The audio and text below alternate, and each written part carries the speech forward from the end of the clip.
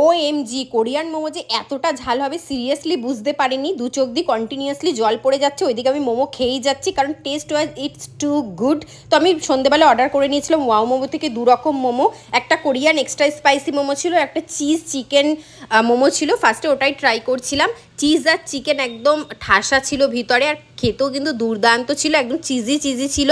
তারপর ট্রাই করলাম হচ্ছে কোরিয়ানটা। এটা কিন্তু সিরিয়াসলি খেতে খুবই ভালো ছিল, বাট টু স্পাইসি ছিল। যারা স্পাইস খেতে পারো না তারা কিন্তু ট্রাই করবে না। রাস্তায় দাঁড়িয়ে গরম গরম খেলে সবাই তোমাকেই দেখবে। আমি গরম খাইনি, তাও আমার এত পরিমাণে ঝাল লেগেছে। আমি কিন্তু ঝাল খাই না সেটা না, কিন্তু তাও আমার ঝাল লেগেছে। তো এটা প্রথমে খেলে বোঝা যায় না, আস্তে আস্তে জিভটা মানে বার্ন হতে থাকে। তো কিন্তু খেতে অসাধারণ ছিল।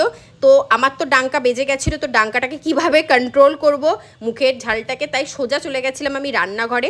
আর আমুলের এই আইসক্রিমটা দুর্দান্ত খেতে, তোমাদের দেখিয়ে দিচ্ছি এটা কোনটা। কিন্তু এটা খেতে কিন্তু হেভেন বলতে পারো। তো আমি তাড়াতাড়ি তাড়াতাড়ি এখানে আইসক্রিম বার করে নিচ্ছিলাম, কারণ তাড়াতাড়ি না খেলে আমার অবস্থা খারাপ হয়ে গিয়েছিল। তারপরে যখন আইসক্রিমটা খেলাম তখন গিয়ে আমার মাথাটা ঠান্ডা হলো। উফ।